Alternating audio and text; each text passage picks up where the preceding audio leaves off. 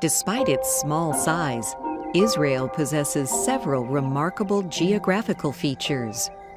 Starting in the far northeast of the country is a hilly farming region known as Galilee. It is the wettest part of the country and has a fairly mild climate, although snow occasionally falls here in winter. This is where the Jordan River, Israel's main source of water, flows into the country from its headwaters in the mountains to the north in Lebanon. After passing through northern Galilee, the Jordan River enters a large freshwater lake called the Sea of Galilee, where, according to the New Testament of the Bible, Christ performed miracles 2,000 years ago. Today, Israel's largest water distribution project takes fresh water from the Sea of Galilee and transfers it to the highly populated central region of the country through a system of large pipes and canals. At the southern end of the Sea of Galilee, the Jordan River resumes its flow, crosses into Palestinian West Bank territory, and descends down the Jordan Rift Valley. This valley runs all the way through Israel and is geologically connected to the Great Rift Valley of Africa, which extends as far south as Mozambique. The Jordan Rift Valley marks the place where the African tectonic plate and Arabian tectonic plate are slowly pulling apart from one another. The Jordan River ends at the Dead Sea, which is the lowest point on the surface of the earth.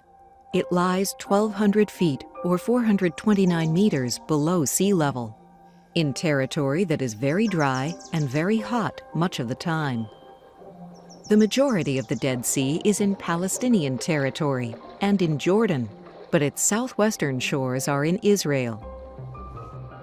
The Dead Sea is 9 times saltier than the saltiest ocean. It is so salty, in fact, that swimmers can stay afloat in it for hours with little or no effort. It was not far from here, in 11 remote caves like this one, that hundreds of ancient biblical texts, known as the Dead Sea Scrolls, were discovered between 1947 and 1956. Some of the scrolls date back 5,000 years and are of tremendous historical, religious, and linguistic significance. The lands of the Negev desert that lie to the south of the Dead Sea extend down to the Red Sea's Gulf of Aqaba.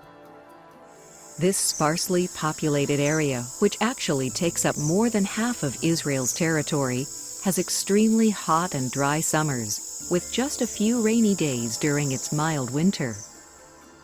In spite of its harsh climate and rugged landscape, Israel has succeeded in establishing a number of farms here, helped along by the fact that the country is a world leader in both agricultural technology and water conservation. Some farms in the Negev desert are kibbutzes. These are collective farms that are unique to Israel, where the work is typically done by volunteers who live on them. Because it is one of the sunniest areas of the country, the Negev desert also has become the center for Israel's growing solar power industry.